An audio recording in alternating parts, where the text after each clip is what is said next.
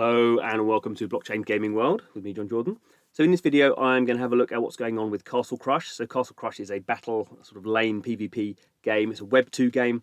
I'm playing on an iPad, available through the App Store and Google Play Store. Been fairly successful as a Web 2 game, but now it has NFTs in it. So Wildlife Studios they're running on the Avalanche. They're running this on the Avalanche blockchain. This has sort of been going on for a while. They launched their NFTs in chests a few months ago. And now finally the NFTs are now available in the game. So what does that look like? Well, we can see here, go to my deck. So these are all the cards or the characters, however you want to describe them, that I have in my deck. They obviously all have different sort of characteristics. Some are melee characters, have different health and different attack, and some are range characters, and some have special abilities, and some are rarer than others in a Web 2 sort of sense. But we also have these NFT characters now. So we can see here, if you look at these ones here, these are have a sort of slightly shiny sort of outline to them, and these are ascended characters. So the ascended is what they're using for NFT characters. So these are the cheapest ones I could find to buy. So these were sold originally in packs for 3.5 Avalanche tokens. So obviously the price of that is dependent on what the price of Avalanche is, and there's another chest for rarer ones at the 35 Avalanche. So actually it was fairly expensive at the time that they did those, before the crypto sort of winter came in. So people spent a reasonable sum of money to get those. I actually bought these off the marketplace fairly recently. So so you can see here that's sort of how it looks. So we see here, if I have the regular collection, in this case I've actually chosen those ascended ones in this collection that I'm going to use in the game. But the ascended collection, if I had other ones, then it would sort of be shown down there. So just showing what I have here. And if I look at these, how this actually works, we'll just sort of point out is, what I had to do was I had to obviously create a wallet that would interact with the Avalanche blockchain, which I did via MetaMask. I needed to put the Avalanche tokens in there. I then bought these NFTs on the marketplace for the game, which is a web browser.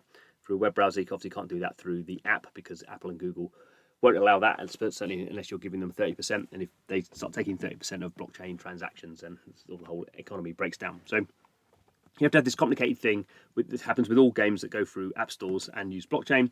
It's sort of half of it you have to do on a web browser, and half of it you do in the app, and then you have to sort of connect those two things together. So in this case, I had to connect my game account, my account in this Web 2 game, with my wallet. So basically, you do that in a centralized way, like the game developer, in this case Wildlife. Basically, I have to submit my wallet account, and I also have to submit my game account, and they combine the two together. They sort of link those two. So this is not, there's no wallet in this app at all. This is just basically I've just connected these two things, and basically I guess like an API call. It just looks to see what are any characters from this game in my wallet, and if they are, it shoves them in it. So that's what happens there. Why would you want to do this? Well, so you earn the token. So you can see here, I have earned 2 ascension points. I've earned 2 ascended points today. So each one of these NFTs gives me 1 ascended point a day. I'm guessing I have to use it probably. Maybe not. I don't know. I'm assuming I have to play the game as well, using these characters, but maybe that's not the case. So I don't actually know. But basically today I have earned 2 ascended points. And I'm on this leaderboard, and we can see here at the top it says the daily global cap of these ascended tokens that are going to be distributed. There's 415,000 of these are going to be distributed every day, and they're going to be distributed via this leaderboard. So basically, every person who has at least 1 point is going to get a split of those, and obviously Fulcus is going to get the most of them. He's number 1 at the moment. He's got he's got 1,908 ascended points, so he probably owns a lot of very rare NFTs. Other people, obviously, you can see here again. So everyone who owns NFTs is going to get a share of these tokens. If you have more expensive NFTs, you're going to earn more of the tokens. So the interesting thing will be what will people do with the tokens? Will they just sell them off for money, like we saw with sort of Axie Infinity and sort of the play to earn mechanic? It's interesting that we see here some people here are playing in blockchain guilds. So Baze is a Brazilian guild, and we have YGG. That was one of the famous Axie Infinity guilds. So those guilds are getting involved and running scholars, it looks like, through these. Some of these other ones are just, I guess, they're not in guilds at all. So Fulcus is not in a guild. He's not nothing after his name. He's just someone who's gone out and bought a whole bunch of NFTs.